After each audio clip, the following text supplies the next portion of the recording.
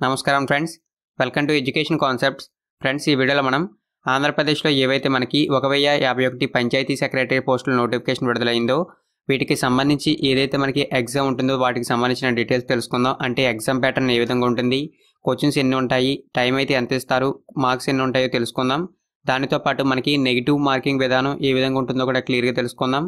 Friends, ఇక ఆలస్యం చేయకుండా వీడియోలోకి అయితే వెళ్ళిపోదాం.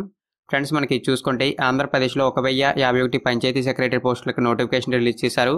వీటికి చూసుకుంటే మనకి first of all screening test ఉంటుంది. తర్వాత మనకి స్క్రీనింగ్ టెస్ట్లో ఎవరైతే క్వాలిఫై అవుతారో వారికి మెయిన్ ఎగ్జామినేషన్స్ అయితే ఉంటాయి.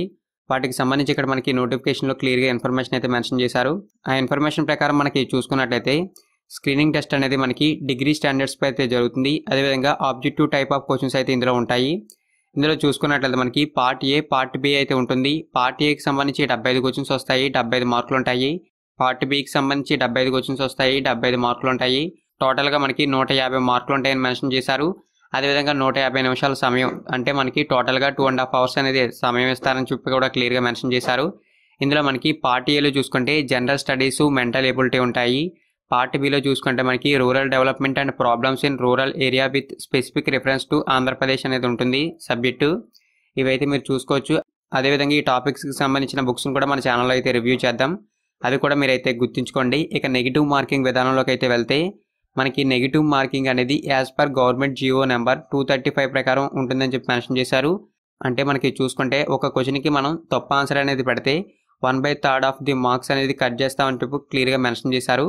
అదైతే చూడొచ్చు. మనకి స్క్రీనింగ్ టెస్ట్ అయితే కంప్లీట్ అయిన తర్వాత మెయిన్ ఎగ్జామినేషన్ అయితే ఉంటుంది. ఇది కూడా మనకి డిగ్రీ స్టాండర్డ్స్పై అయితే ఉంటుంది. దాన్ని కూడా మీరు అయితే చూడండి. ఇందులో కూడా మనకి సేమ్ అయ్యే విధంగా సబ్జెక్ట్స్ ఉంటాయి. ఇది కూడా మనకి objective type of examination. Paper 1లో మనకి జనరల్ స్టడీస్, మెంటల్ ఎబిలిటీ ఉంటాయి.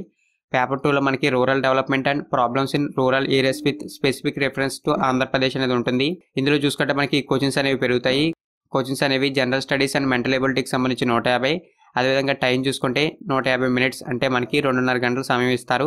అదేవిధంగా మనకి paper 2 rural development and problems in rural areas with specific reference in Andhra Pradesh. దీనికి సంబంధించి కూడా మనకి 150 క్వశ్చన్స్ ఇస్తారు. 150 నిమిషాల సమయం అయితే ఇస్తారు. దీనికి కూడా 2.5 గంటల సమయం ఇస్తుంది. టోటల్గా మనకి 300 మార్కులకి ఈ ఎగ్జామ్ అయితే జరుగుతుంది. దీనికి కూడా నెగిటివ్ మార్కింగ్ అనేది సేమ్ అదే విధంగా ఉంటుందని చెప్పి జియోలో మెన్షన్ చేశారు.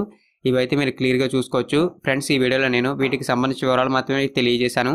నెక్స్ట్ వీడియోలో సిలబస్కి సంబంధించిన కంప్లీట్ డీటెయిల్స్ తెలియజేస్తాను. స్క్రీనింగ్ టెస్ట్కి సిలబస్ ఏ విధంగా ఉంటుంది, మెయిన్ ఎగ్జామినేషన్స్కి సిలబస్ ఏ విధంగా ఉంటుందో క్లియర్గా తెలియజేస్తాను. అదేవిధంగా అప్లై ప్రాసెస్ కూడా మీకు తెలియజేస్తాను. దానితో పాటు ఏవైతే మనకి క్వాలిఫికేషన్స్ ఉంటాయో ఆ డీటెయిల్స్ కూడా మరొకసారి మీకు అయితే తెలియజేస్తాను. ఈ వీడియో కనుక మీకు నచ్చినట్లయితే లైక్ చేయండి. మరిన్ని ఇటువంటి అప్డేట్స్ పొందాలనుకుంటే నా ఛానల్ని సబ్స్క్రైబ్ చేయండి. థ్యాంక్ యూ ఫ్రెండ్స్, ఈ వీడియో వాచ్ చేసినందుకు.